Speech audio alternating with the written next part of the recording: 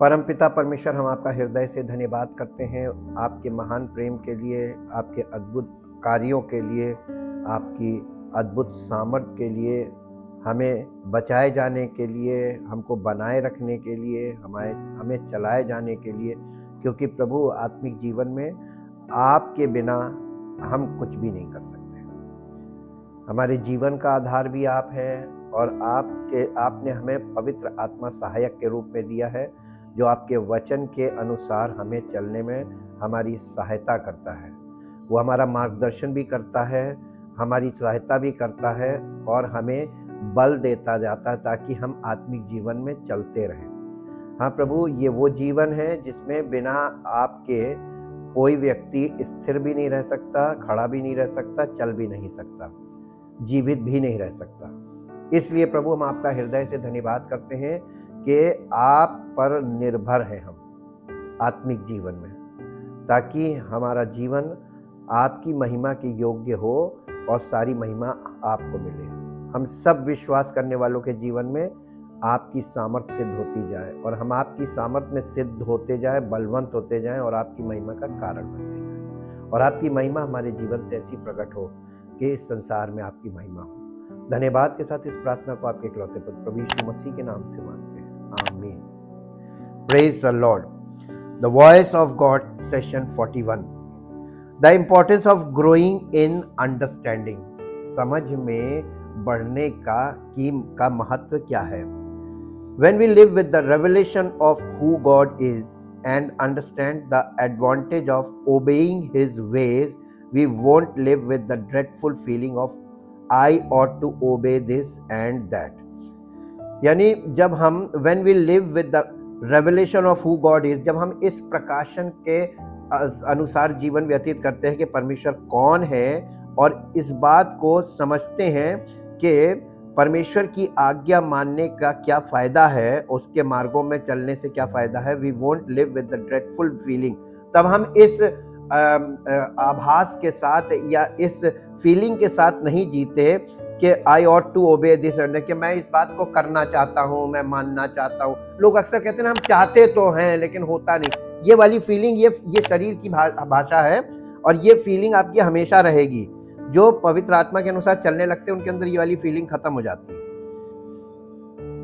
If you want your motive to be rooted in love and not fear. अगर ये मालूम है परमेश्वर के मार्गों में कौन लोग चल सकते हैं और कौन चलते हैं, वो जिनकी जड़ परमेश्वर से प्रेम करने में होती है, भय में नहीं। अगर हमारे अंदर भय नहीं है, प्रेम है परमेश्वर के प्रति, तो हम चलेंगे और वो प्रेम ही वो जड़ है जो हमें इंस्पायर करती है कि हम परमेश्वर के वचन के अनुसार चले। Simply pray and ask.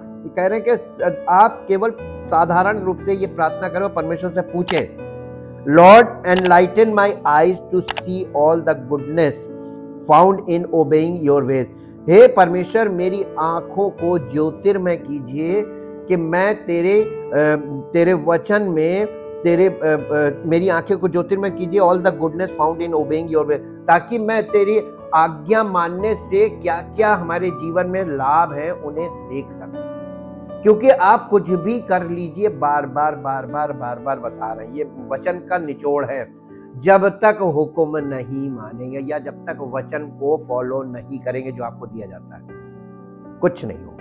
एक बार का हुक्म मान लीजिए, जैसे ही आज आपने सुना ये बात आपके जीवन में कल से लागू, और कल जो सुना उसको तुरंत लागू। A lack of understanding keeps us in the dark. हमारी समझ की कमी, जब हम समझना नहीं चाहते या समझते नहीं है या मन नहीं लगाते समझने में, ये कमी जो है ये हमें अंधकार में रखती है। अंधकार का मतलब अज्ञानता में, और डार्क हॉस्टाइल बंधक बना देती है, और एंड आउट ऑफ सनशिप, और हमें पुत्र नहीं बनने देती, परमेश्वर का पुत्र नहीं बनने देती, हमें गुलामी में रखती है। अंडरस्टैंडिंग लीड्स टू लाइट, लेकिन समझ हमें प्रकाश की ओर ले जाती है, removes the fear based mentality, और भय की मानसिकता से हमें निकालती है, and keeps us as orphans, और हमें अनाथ नहीं रहने देती, हमें परमेश्वर का पुत्र बनाती है। and keeps us as orphans. If we want to overcome fear, अगर हम अपने भय पर जयवंत होना चाहते हैं, we must cry out and ask God for hunger and the ability to understand His ways. हमें इस बात के लिए भूखा हो जाना चाहिए, परमेश्वर को पुकारना चाहिए भूखे होकर, यानी तड़पते हुए कि हे प्रभु हमें हमारी समझ को खोल दे, the ability to understand his ways, ताकि मैं तेरे मार्गों को समझ सकूं। एट ऑल कॉस्ट, हर प्रकार से, यानी एट ऑल कॉस्ट, किसी भी कीमत पर, we must live on guard from apathy, हम मिथ्या मार्ग से और सब प्रकार के कंफ्यूजन वाली चीजों से बच सकें, और लेजीनेस यानी आलस, ये बहुत बड़ी यानी श्राप है परमेश्वर के वचन में। जो आलसी लोग होते हैं, आलस को श्राप बोला गया है। आलसी व्यक्ति, आप किसी भी कंडीशन में कभी आलसी मत हो। परमेश्वर आलसियों से बहुत नफरत करता है। आलसी आदमी वो हो जो कुछ करना ना मांगे, आलसी वो जो बस एक ही स्थान पे बैठा रहे और चीजों को प्राप्त करने की कोशिश करता रहे। ये परमेश्वर को पसंद नहीं है। अगर मैं आपको निचोड़ बता रहा हूं, जब मैं इसके वर्सेस बताऊंगा एक एक, तो आपको समझ में आ जाएगा कि परमेश्वर कितना नफरत करता है। Laziness and notions of self sufficiency, और मालूम है एक नोशन का मतलब है एक ऐसी मानसिकता, एक ऐसा विचार कि हम यानी सेल्फ सफिशिएंसी का मतलब स्वयं से संतुष्ट, ठीक हमारे पास सब कुछ, हमें किसी की जरूरत नहीं। एक दूसरे पर निर्भरता भी बहुत जरूरी है। रिश्तों में निर्भरता है, और रिश्ते होना इसलिए जरूरी क्योंकि एक दूसरे पर निर्भर, सारी चीज एक व्यक्ति नहीं कर सकता।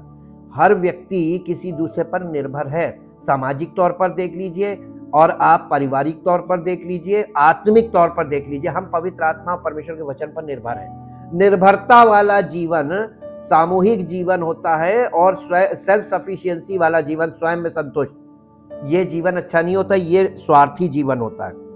और इसीलिए स्वार्थी नहीं होना चाहिए, because these things only get in the way of our pursuit of the Lord, and the lack of pursuit leads to a lack of understanding. और इन सब बातों की कमी जब होती है तो ये हमें समझ की कमी पे ले जाके खड़ा करती है। सबसे पहले मेरे साथ एक पद पढ़िए जो आपको मिलेगा यिर्मयाह नबी की पुस्तक, द बुक ऑफ जेरेमाया, यिर्मयाह नबी की पुस्तक, और उसका 9 अध्याय और उसका 23 पद, हिंदी और इंग्लिश दोनों में पढ़िएगा। यिर्मयाह नबी की पुस्तक 9 अध्याय और उसका 23 पद। यहोवा ये कहता है, बुद्धिमान अपनी बुद्धि पर घमंड ना करे, और ना वीर अपनी वीरता पर, वीर अपनी वीरता पे घमंड ना करे, धनवान अपने धन पर घमंड ना करे, परंतु जो घमंड करे वो इस बात पर घमंड करे कि वो परमेश्वर को, पर मुझे का मतलब परमेश्वर कह रहा है, तो वो परमेश्वर कह रहा है वो मुझे यानी परमेश्वर को जानता। देखिए, परमेश्वर को जानना knowledge of the word of God हो सकता है किसी के लिए, लेकिन परमेश्वर वहां यहाँ पे knowledge of the word of God की बात ही नहीं कर रहा। आप हो सकता है बाइबल की बहुत जानकारी रखते हो, रटी हो, आपको मालूम है बाइबल में कहाँ क्या लिखा है, किसके बारे में कहाँ क्या लिखा, किस विषय में कहाँ क्या लिखा हुआ है, ये knowledge of the word of God है। और ये नॉलेज बहुत लोगों के पास भरी पड़ी है, एकदम रटी हुई है। ये knowledge of the word of God की बात नहीं कर रहा। परमेश्वर कह रहा है कि वो मुझे परमेश्वर को कितना जानते हैं, वचन को तो आप जान गए, परमेश्वर को कितना जानते हैं। आप जब तक किसी व्यक्ति के साथ जीवन व्यतीत नहीं करेंगे तब तक आप उसको जान नहीं सकते। आप अपने बच्चों के साथ अगर जीवन व्यतीत नहीं कर रहे, आप बाहर रहते हैं और बच्चे घर में रहते हैं, आप दूर हैं, तो आप अपने बच्चों को भी नहीं जान पाएंगे। जानने का मतलब क्या है कि अक्वेंटेंस वर्ड लिखा हुआ है कि उनसे चिर परिचित, पूरी तरीके से नस नस से वाकिफ होना, इसको कहते हैं जानना। कि परमेश्वर कह रहा है कोई इस घमंड करे तो इस बात पे करे कि वो मुझे अच्छी तरीके से जानता है। और देखिए, जानता और समझता, ये दो वर्ड जोड़ दिए। जानने का मतलब अक्वेंटेंस विथ, यानी पूरी तरीके से मुझसे परिचित हो और पूरी तरीके से मुझे समझे। ये गर्व का विषय हो सकता है, लेकिन ये गर्व कौन कर पाएगा, इस लेवल पे कौन पहुंच पाएगा? पहुंचने के लिए आपको समर्पण करना पड़ेगा, सांसारिक विचारों से, सांसारिक इच्छाओं से अपने आप को अलग करके। आप परमेश्वर को कभी भी समर्पित पूरी तरीके से, संपूर्ण रूप से नहीं हो सकते अगर आप संसार में पूरी तरीके से लिप्त हैं तो।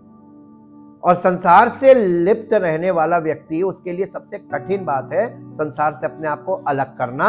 और यही है पर नए नियम में इसी को कहते हैं कि सांसारिक रूप से मर जाना। लोग आपको जानेंगे ही नहीं, कुछ समय बाद लोग भूल जाएंगे कि आप कौन थे। आपकी सांसारिक पहचान खत्म हो जाएगी। लेकिन जब आपकी सांसारिक पहचान खत्म होगी तब आपकी आत्मिक पहचान शुरू होगी। तभी तो यीशु मसीह ने कहा था, कोई पिता को नहीं जानता केवल पुत्र, और कोई पुत्र को नहीं जानता केवल पिता, और वो जिस पर हम अपने आप को प्रकट करें। तो वो जिस पर प्रकट करता है वो उसी पर प्रकट करता है जो सांसारिक रूप से कट ऑफ हो जाता है। आज के युग में ये बात जो मैं कह रहा हूं, आज के युग में ये लगभग इम्पॉसिबल है, क्योंकि लोग सांसारिकता से अपने आप को अलग नहीं करना चाहते, इच्छुक नहीं है, चॉइस नहीं है। वो संसार में वैसे ही रहना मांगते जैसे हैं, और चाहते हैं कि एक सब हमारा संसार पकड़ा रहे, एक सब परमेश्वर को। नहीं, दोनों चीजें नहीं मिलेगी। एक चीज मिलेगी, या तो संसार ले लो या परमेश्वर ले लो।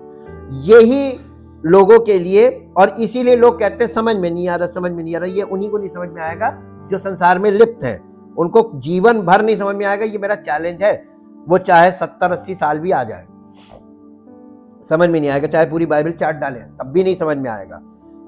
एक इसको इंग्लिश में पढ़ दीजिए। Thus says the Lord, let not the wise and skillful person glory and boast in his wisdom and the skill. Let not the mighty and powerful person glory and boast in his strength and power. Let not the person who is rich in physical gratification and earthly, यानी सांसारिक तौर पर और शारीरिक तौर पर बहुत धनी लोग जो है ना, वो अपने धन पे घमंड ना करें। उनका धन 1 मिनट में शून्य हो जाएगा। ऐसी चीजें हैं जी। Glory and boast in his temporal satisfaction and earthly riches, but let him who glory in this, that he understand and knows me personally and practically and directly, discerning and recognizing my character, that I am the Lord, who practices loving kindness, judgment and righteousness in the earth, for in these things I delight, says the Lord। जो ऐसा कर लेता उससे मैं प्रसन्न हूं। अब आप बताइए, परमेश्वर को प्रसन्न कर पाएंगे? अपनी शारीरिक तरीकों से और शारीरिक युक्ति और बुद्धि से आप परमेश्वर को कभी प्रसन्न कर सकते? इम्पॉसिबल। ये कभी संभव ना था, ना है और ना कभी होगा। और इसीलिए अब आपको बताइए, इसमें परमेश्वर ने कोई प्रार्थना बताई कि ये प्रार्थना करे और ये उपवास करे तो मैं बाइबल पढ़े और चर्च जाए? कोई उसने तरीका बताया है? सन्नाटा क्यों? तो जितने लोग इन तरीकों में सोच रहे हैं कि ये करेंगे तो हो जाएगा, वो फंस गए, सब फंस गए। अब हम आपके सामने ट्रुथ खोल रहे हैं, और ये ट्रुथ है, यह परमेश्वर का वचन, परमेश्वर का आत्मा अपने वचन के द्वारा खुद बोल रहा है। अब इसमें बताइए, हम आपको क्या प्रचार करेंगे? झूठे प्रचार में लोग कैसे फंस जा रहे हैं? यही चीज जो हम नहीं कर सकते, झूठे प्रचार में, झूठे प्रचारक झूठी शिक्षा में वो कहते ये करो तो हो जाएगा, और लोग मान लेते। तो क्यों धोखा खा रहे हो? जब वचन को तुम पढ़ोगे और समझोगे जो सत्य है, तो तुमको पता चल जाएगा कि जितनी युक्ति बुद्धि लोग लगा रहे हैं, ये एक भी सफल होनी नहीं है। ये धोखा दे रहे हैं उन लोगों को जो परमेश्वर के वचन को नहीं जानते, जो परमेश्वर के स्वभाव को नहीं जानते। उन लोगों को धोखा दिया जा रहा है। और हम तो उन लोगों को भी बोलेंगे कि सत्य की खोज करने के बजाय वो ऐसे लोगों की खोज करते हैं जो उनको मूर्ख बना रहे हो, वो मूर्ख बनने को तैयार है। इसलिए परमेश्वर कहीं सही काम कर रहा हो, वो भी काम सही कर रहे हैं। They are also false teachers are also the part of the kingdom of God, यानी वो परमेश्वर के राज्य के लिए बहुत अच्छा काम कर रहे हैं, भूसी उड़ा ले जा रहे हैं। क्योंकि परमेश्वर को ये मालूम है कि सब लोग विश्वासी ना हैं और ना हो सकते हैं, सब लोग बॉर्न अगेन नहीं है और ना हो सकते हैं। तो केवल बॉर्न अगेन ही यहां पर आएगा, बाकी गलत वाले गलत जगह चले जाएं। तो जितने जिनके जो अपने मन के अनुसार चलने वाले हैं, लालच से भरे हुए हैं और यानी क्या बोलते हैं, इल्यूजन और डिल्यूजन से भरे लोग, वो ऐसे ही निकल जाएं तो ज्यादा अच्छा है। क्योंकि परमेश्वर किसी को भगाता नहीं है और ना कभी भगाएगा। परमेश्वर ने तो ऐसा सिस्टम रखा है कि खुद ही जो व्यक्ति देख लेगा कि आगे हमारे लिए कठिन है और उसका मन नहीं करेगा, वो खुद ही कट लेगा। तो सच्चे लोगों को इसीलिए सिखाया जाता है कि तुम गलत जगह से कट लो। जब गलत लोग सही जगह आते हैं और कट जाते हैं कि ये मेरे लिए नहीं है, तो सही लोगों को भी गलत जगह से कटकर सही जगह आना चाहिए। क्योंकि परमेश्वर यही तो चाहता है कि गलत एक तरफ हो जाए, सही एक तरफ हो जाए। यही काम तो अंत में यीशु मसीह के आने से पहले शुरू हो जाएगा, जो ऑलरेडी शुरू हो गया है, अभी लोगों को पता नहीं चला। इसलिए वचन को समझना ज्यादा जरूरी है। एक पद और पढ़िए जो आपको मिलेगा, भजन संहिता उसका 25 अध्याय का 9 पद। वो कौन? परमेश्वर। वो नम्र लोगों को न्याय की से, ये न्याय तो कर रहे हैं, हमने जो बताया भी ये परमेश्वर का न्याय है, तो न्याय की शिक्षा देगा। हाँ, वो नम्र लोगों को अपना मार्ग किसको दिखाएगा? सबको नहीं दिखाएगा, नम्र लोगों को। नम्र लोगों का मतलब समझते हैं? जो मन फिराते हैं और आज्ञा मानने वाले लोग हैं, वो नम्र लोग हैं। क्योंकि जो एक बार बोलो और तुरंत सुन ले और उसको करे, वो नम्र कहलाता है, according to the word of God, परमेश्वर के वचन के अनुसार।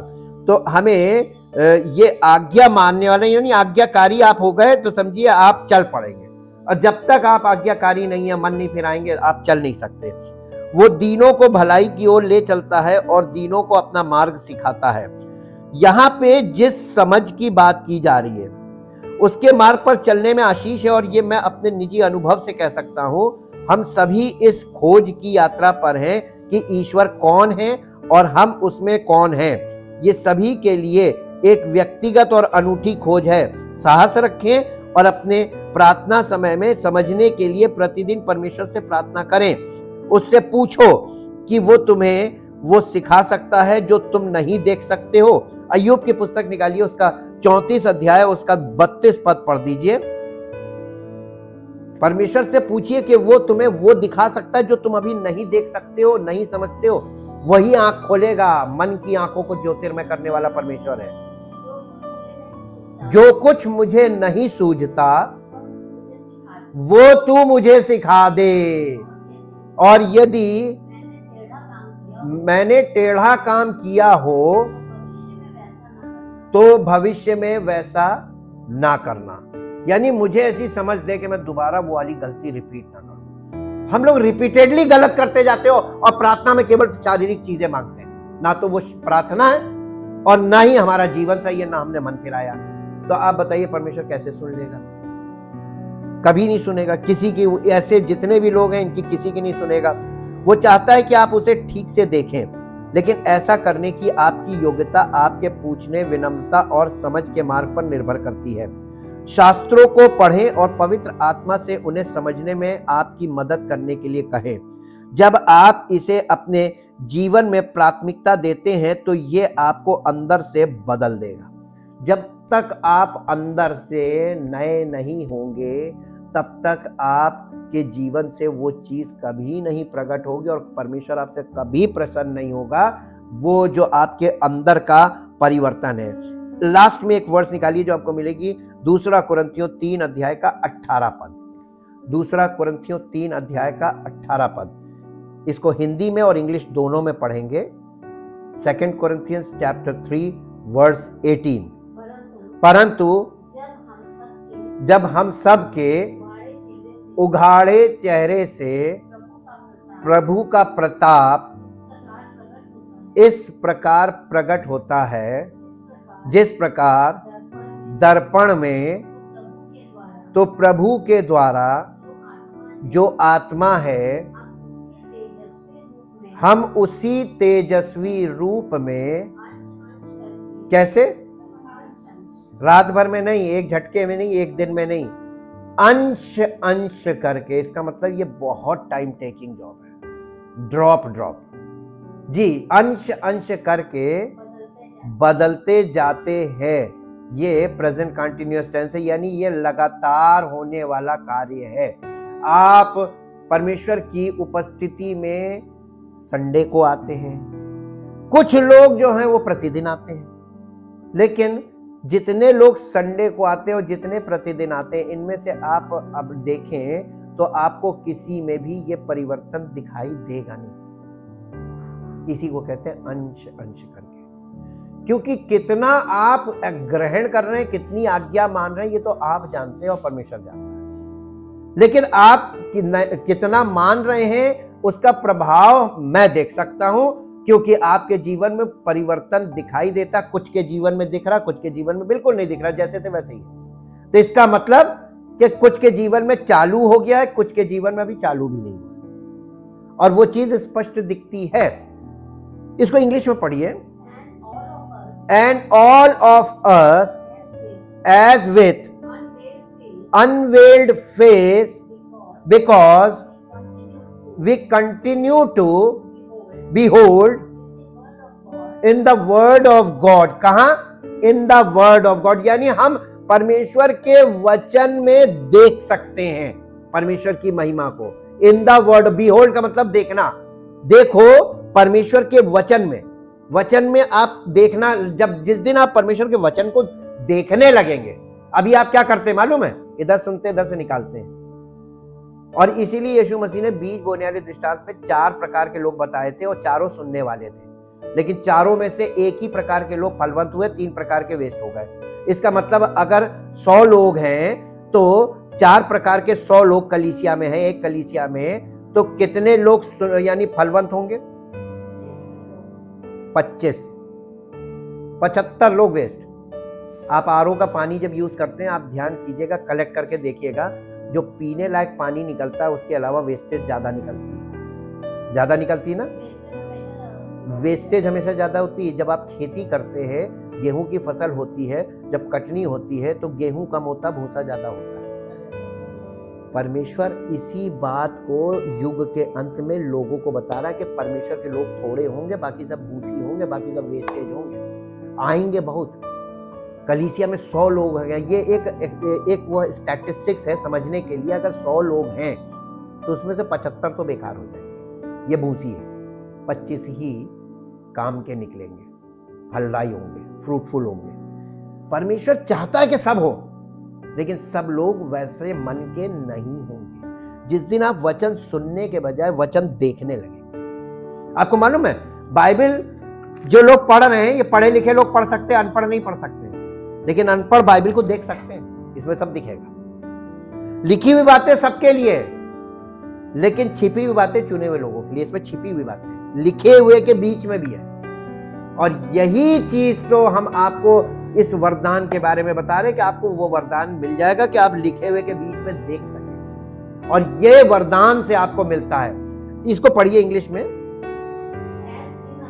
As in a mirror the glory of the Lord are constantly being transfigured। transfigured का मतलब परिवर्तित हो रही, ट्रांसफॉर्म हो रही है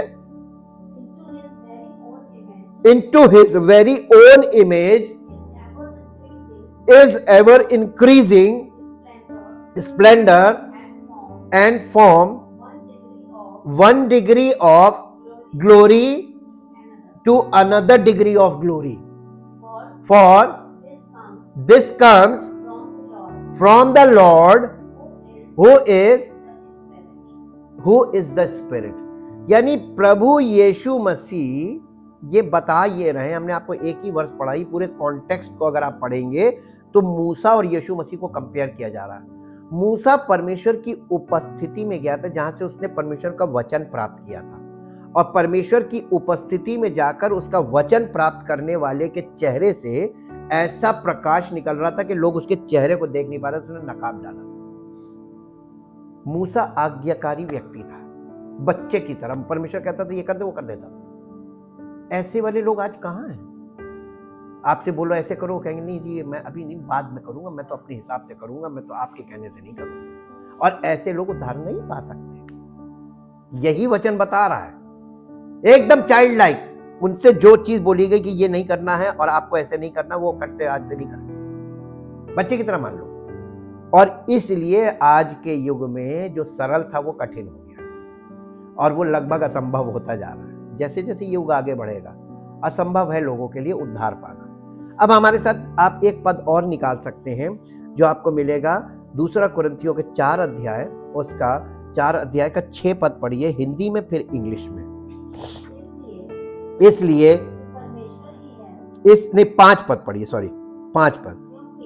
क्योंकि हम अपने को नहीं परंतु मसीह यीशु को प्रचार करते हैं कि वो प्रभु है, और अपने विषय में ये कहते हैं हम यीशु के कारण तुम्हारे सेवक हैं, इसलिए कि परमेश्वर ही है जिसने कहा, किसने कहा था कि अंधकार में से ज्योति चमके? परमेश्वर ने कहा था। ये परमेश्वर ही है जिसने कहा अंधकार में से ज्योति चमके, ये उत्पत्ति में बोला था। और वही हमारे हृदयों में चमका कि परमेश्वर की महिमा की पहचान की, जो देखिए परमेश्वर की महिमा की पहचान की ज्योति यीशु मसीह के चेहरे से प्रकाशमान हो। ये शैतान ने लोगों को ब्लाइंडनेस में डाल दिया, यानी भ्रम में डाल दिया। वो कहता है कि कुछ नहीं, तुम जिसको ईश्वर, हम जिसको चाहो उसको ईश्वर मान लो, और सारी दुनिया में सब लोग किसी को भी ईश्वर मानने को तैयार है। ये स्पिरिचुअल ब्लाइंडनेस है, स्पिरिचुअल डार्कनेस है, स्पिरिचुअल यानी आपके पास बुद्धि और समझ सब खत्म हो जाएगा। ऐसे लोगों के पास कोई बुद्धि नहीं होती, कोई बुद्धि नहीं, इल्लीगल इलॉजिकल सब कुछ चल रहा होता है। और वो कंफ्यूज इतने होते हैं कि वो 10 जगह पूछेंगे, अच्छा इससे पूछ ले, फिर उनका मन नहीं बना, नहीं इससे पूछ ले, वो 10 जगह जाके विचार करवाते सब, उसके बाद भी उनके साथ जो होना होता वही होता है।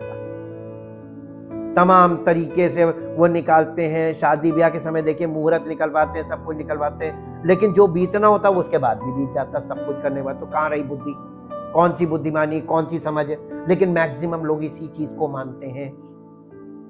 परमेश्वर का वचन हमको ट्रुथ बता रहा है, और लोग इन चीजों में, डिसेप्शन में इतना ज्यादा जड़ पकड़े हुए हैं कि उनके जीवन में ये सुसमाचार का प्रकाश, इसकी ज्योति उनके मन में कैसे चमके, वो अपने आप को क्लोज किए हुए हैं। सेल्फ यानी विलफुल ब्लाइंडनेस है, वो जानबूझ के मूर्ख बने हुए, जानबूझ के अंधे बने हुए। नहीं, हमें नहीं चाहिए, उनको चाहिए ही नहीं, क्योंकि वो सुनते एक्सेप्ट नहीं करते, सुन लेते हैं एक्सेप्ट नहीं करते। और इसको इंग्लिश में पढ़ दीजिए। For what we preach is not ourselves but Jesus Christ as Lord, and ourselves merely as your servant, slaves for Jesus' sake. For God, who said, let light shine out of darkness, has shone in our hearts so as to beam forth the light for the illumination of the knowledge. ये याद रखिएगा, illumination of the knowledge of the majesty and glory of God as it is manifest in the person and is revealed in the face of Jesus Christ the Messiah. यानी परमेश्वर के पहचान की ज्योति, परमेश्वर की पहचान की ज्योति कौन है? तो यीशु मसीह के चेहरे से जो प्रकाश निकलता है वो मूसा का प्रकाश घटता जाता था, लेकिन यीशु मसीह के चेहरे से जो प्रकाश निकलता है वो घटता नहीं है, वो कांस्टेंट रहता है। और उसको इसीलिए लाइट नहीं बोला गया, उसको बीम बोला गया। बीम का मतलब मालूम है? जब स्टेज लाइट आपने देखी बड़ी पावरफुल होती हैं स्टेज लाइट्स, एक बार ऑन कर दो पूरा स्टेज ब्राइट कर देती एकदम, और आप उसमें ऐसे देख नहीं सकते, आपकी आंखें चुंधिया जाएंगी। उसके लिए जो लोग स्टेज पे जॉब करते हैं, मीडिया लाइन में हो या फिल्म इंडस्ट्री में हो, वो लोग थोड़े ऐसे चश्मे पहनते जो डार्क होते हैं उनके लेंसेज, ताकि वो लाइट उनकी आंखों पे डायरेक्ट ना पड़े, और उन लाइट्स के एंगल्स पे उनको सेट किया जाता है, क्योंकि अगर आप उसके सामने करेंगे तो आपकी आंख को फोड़ देगी। जैसे आजकल कई गाड़ियों की जो बीम लाइट होती है, हेडलाइट, वो आप देखिए गाड़ी चलाते समय आपको चुंधिया देगी, एक्सीडेंट हो जाते हैं। ये बीम बोला गया यीशु मसीह को। बीम का मतलब एकदम sharp powerful light, Jesus Christ. इसीलिए उसने कहा था I am the light of the world. अब मैं आपको एक बहुत भयानक टर्न पे ला रहा हूं। ये जिस समझ की बात कर रहा है, ये साधारण समझ की बात नहीं कर रहा है कि वचन को समझा दो या समझ लो। यह आपको ना हम समझा पाएंगे और ना आप खुद से समझ पाएंगे। जिस समझ की बात यहां पे की जा रही है, आत्मिक तौर पे spiritually understanding means enlightenment. Enlightenment. दाऊद प्रार्थना कर रहा था, हे परमेश्वर हमें यानी ऐसा एनलाइटमेंट दे दे, ऐसी ज्योति दे जिससे मैं तुझे समझ जाऊं, तुझे पहचान लूं। ये एक अलग चीज है और ये वरदान है, एनलाइटमेंट। हाँ, प्रकाशमान हो जाना। अगर आपने आज तक पहली चीज तो वचन को इस तरीके से कभी कहीं सुना नहीं, और आपको वचन इस तरीके का कहीं मिला नहीं, ये ट्रुथ है। और यीशु मसीह ने क्यों यहूदियों से कहा था, जो यहूदी उस पर विश्वास करे थे, उसने कहा था तुम आज्ञा मानो और मेरे वचन में बने रहो तो तुम वास्तव में मेरे चेले ठहरोगे और तुम सत्य को जानोगे और सत्य तुम्हें स्वतंत्र करेगा। यीशु मसीह उन यहूदियों को जो अपने आप को परमेश्वर की कौम कहते थे, उनको ये बता रहा था कि तुम परमेश्वर की कौम नहीं हो। पहली बात, धोखा मत खाओ। दूसरी बात, वो कह रहे थे कि तुमने मुझ पर विश्वास किया है तो as a son of God मैं तुम्हें यह अधिकार दे रहा हूं कि तुम मेरे चेले ठहरोगे और परमेश्वर के पुत्र बन जाओगे। और उसका तरीका बता रहा था कि वो कैसे, यदि तुम मुझ में बने रहोगे, मेरी आज्ञा मानोगे और मेरे वचन में बने रहोगे, तो सचमुच तुम मेरे चेले ठहरोगे, यानी तुम परमेश्वर के संतान बन जाओगे, और तुम सत्य को जानोगे, सत्य तुम्हें स्वतंत्र करेगा, यानी तुम उद्धार पा जाओगे। ये यहूदियों को उनकी लैंग्वेज में बता रहा था। और इसीलिए यूहन्ना रचित सुसमाचार में उसने कहा कि ज्योति जगत में आई, और यूहन्ना बपतिस्मा देने वाला ज्योति की गवाही देने आया। परमेश्वर कोई काम अंधापने से नहीं करता, उसकी हमेशा गवाही रखता है। और उसको ज्योति को इंट्रोड्यूस करवाया थ्रू अ प्रॉफिट, और वो था यूहन्ना। और यूहन्ना बपतिस्मा देने वाले के द्वारा परमेश्वर ने उस ज्योति की गवाही भी दी, उसे इंट्रोड्यूस भी किया, और उसका अभिषेक हुआ, पवित्र आत्मा उस पर उतर भी गया, आकाशवाणी भी हो गई। फिर भी लोगों ने विश्वास नहीं किया। लोग शब्दों में फंसे रहे आज तक लोग सब शब्दों में फंसे। ये शब्द ज्ञान नहीं, और हम आपको शब्द ज्ञान देना भी नहीं मांगते। हम परमेश्वर के वचन का सत्य आपके जीवन के सामने रखना मांगते हैं, ताकि जिसे उद्धार पाना हो वो उद्धार पाए, और प्रभु जिसको चाहे उसको जीवन दे सकता है। हम आपको जीवन दे नहीं सकते, हमें मिल गया, लेकिन हम आपके सामने गवाह के तौर पर हैं। जैसे यीशु मसीह के चेले चश्मदीद गवाह थे, हम भी मसीह के गवाह हैं, और हम आपके सामने सत्य को खोल सकते हैं और सत्य रख सकते हैं। बाकी आपकी लगन और परमेश्वर का चुनाव, ये दो चीजें आपके जीवन में होंगी, उसके अनुसार काम होगा। लेकिन आपको अगर चाहत होगी, आप जुनून होगा कि नहीं, मुझे परमेश्वर की ये एनलाइटमेंट चाहिए, हमें प्रकाशित होना है। दाऊद इसके लिए बहुत यानी जिज्ञासु था कि, और अय्यूब भी वो लोग एनलाइटमेंट की बात मांगते थे। एनलाइटमेंट जो अय्यूब का हमने पढ़ा था, अय्यूब का वो फिर से इंग्लिश में पढ़ दीजिए। अय्यूब का कौन सा वो था, 32 अध्याय था ना, 35, 34 का 32, 34 का 32 इंग्लिश में। जोब चैप्टर 34 वर्स 32। अय्यूब की है, teach me what I do not see. ये देखने की बात कर रहा था। आजकल लोग केवल सुनने वाले हैं जी। In regard to how I have sinned, if I have done iniquity I will do it no more. यानी मुझे ये दिखा दे कि मैंने जो पाप किए हैं वो मुझे दिखा दे, और मुझे ये सिखा कि मैं दोबारा पाप में ना करूं। तो यानी ये तो संभव है नहीं। परमेश्वर आपको पकड़े नहीं रहेगा। अब उसने रोबोट बनाया नहीं है कि वो प्रोग्रामिंग चेंज कर दे, दोबारा नहीं करोगे। परमेश्वर हमें स्वतंत्र इच्छा पे बनाया है, और परमेश्वर हमारी स्वतंत्र इच्छा को छेड़े बिना चाहता है कि हम परमेश्वर की शरण में आए। यहां पर तो बहुत लंबा गेम हो गया। ये आपको आपकी इच्छा पे उसने बनाया, आपकी इच्छा को वो छूता नहीं है, लेकिन चाहता यह है कि आप अपनी इच्छा से परमेश्वर को जीवन समर्पित करें, और अपनी इच्छा से उन चीजों को जो आपके जीवन का आपने हिस्सा बना लिया, जैसे पापमय जीवन, पापमय जीवन शैली, और तमाम वो चॉइसेस जो सांसारिक लोगों में है, तमाम गंदी चीजें जो आप पसंद कर बैठे हैं, उन चीजों से आपको छुटकारा खुद करना है। लत किसने लगाई तो छोड़नी किसको है? तो परमेश्वर हमसे ये कहता, अगर तुम मुझसे प्यार करते हो तो इस चीज को मेरे लिए छोड़ दो, मेरे पास आ जाओ। अब आप कितना प्यार करते हैं ये उस चीज के छोड़ने और परमेश्वर की शरण में आने में साबित होगी। तो अब आपको क्या साबित करना है? तो आपको ये साबित कैसे करना है? छोड़कर, देख प्रभु मैं तुझे प्यार करता हूं, ये छोड़ा, ये आया। इसलिए यीशु मसीह के चेलों ने जब उससे बोला, देख हम तो सब कुछ छोड़कर तेरे पीछे चले, हमें क्या मिलेगा? यीशु मसीह ने कहा, अरे तुमको क्या मालूम तुम्हें क्या मिलेगा? इस जमीन पर 100 गुना। आप जीवन भर कमाई कीजिए, कभी 100 गुना पाएंगे नहीं। किसान खेती करता, कभी 100 गुना नहीं मिलता है। अभी हालत देख लीजिए, आज जो था 100% चला गया। कितने किसानों ने आत्महत्या कर ली, न्यूज देखिए।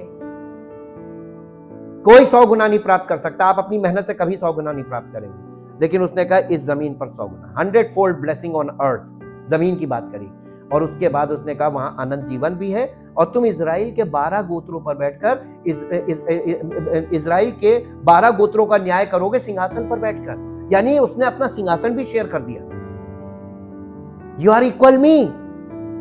यीशु मसीह जब इस संसार का न्याय कर रहा, उसके चेले उसके साथ सिंहासन पर बैठे हुए हैं।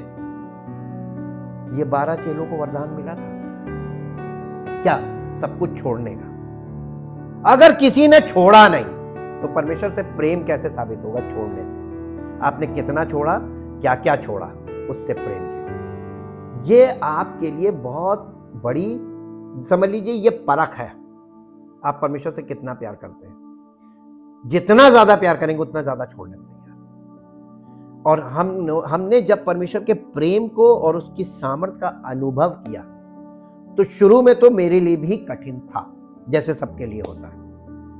लेकिन कुछ समय बाद, बहुत जल्दी वो समय हो गया कि कुछ समय के बाद मैंने ये अनुभव से जान लिया कि चाहे कैसी परिस्थिति हो, शायद कोई साथ ना दे, लेकिन परमेश्वर हमारा साथ देता, मुझे निकाल लेता। मैंने सब कुछ छोड़ दिया, और उस दिन के बाद से अब मुझे किसी चीज की लालसा नहीं। मिले ना, हम प्रभु में आनंदित हैं। क्या आप आनंदित रहना मांगते हैं?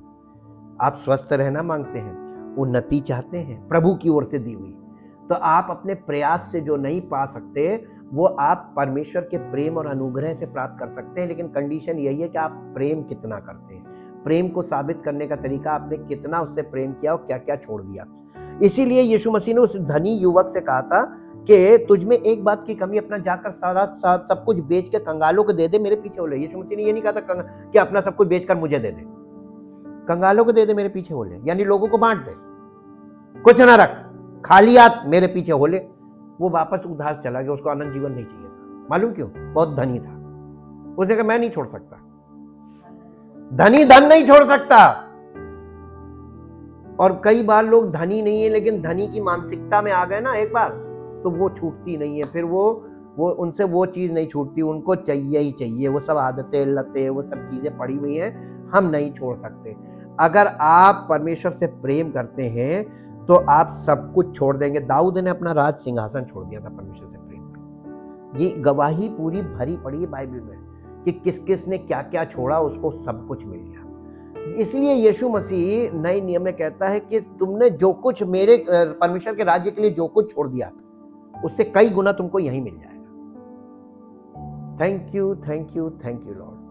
इसको एनलाइटमेंट कहते हैं, इस अंडरस्टैंडिंग को। और हम लोग अंडरस्टैंडिंग के स्पिरिचुअल वर्जन यानी एनलाइटमेंट के बारे में कल सीखेंगे। और परमेश्वर का धन्यवाद करें और इस बात पे मनन करते रहें। परमपिता परमेश्वर, हम आपका हृदय से धन्यवाद करते हैं आपके पवित्र वचनों के लिए और पवित्र आत्मा के द्वारा वचन के प्रकाश के लिए। और चाहते पिता परमेश्वर कि हम सुनने वाले नहीं, केवल सुनने वाले नहीं, वरन वचन पे को समझने वाले, चलने वाले और परमेश्वर से प्रेम करने वाले हो। क्योंकि परमेश्वर सबसे पहली चीज अगर हमारे जीवन में देखता है कि ये हम मुझसे प्यार करता है कि नहीं। और अगर हम वास्तव में उससे प्यार करते हैं, ये बात साबित तब होती है जब हम अपने परमेश्वर से प्रेम करने के पीछे संसार की सब चीजों को छोड़कर उसके पीछे भागते हैं। और जब हम उसके पीछे भागते हैं सब चीजों को छोड़ के, इससे वो जान जाता है कि हम वाकई मुझसे प्यार करते हैं और वो हमें संभाल लेता है और हमारी हर आवश्यकता को पूरा करने में वो सक्षम है और करता भी जाता है। और वो हमें किसी बात में इस संसार में परेशान होने के लिए नहीं छोड़ता। वो हमें अनाथ नहीं छोड़ता, बल्कि वो हमें परमेश्वर का पुत्र बनाकर अपने परमेश्वर के घर का वारिस बना लेता है। यीशु मसीह के हम संगी वारिस बन जाते हैं ताकि परमेश्वर की महिमा हर उस सच्चे व्यक्ति से जो परमेश्वर से प्रेम करता है उसके जीवन से प्रकट हो। हम चाहते प्रभु हम सबके जीवन में भी ऐसा ही हो ताकि आपकी महिमा हो। यीशु मसीह के नाम से आमीन। Praise the Lord. परमेश्वर आपको आशीष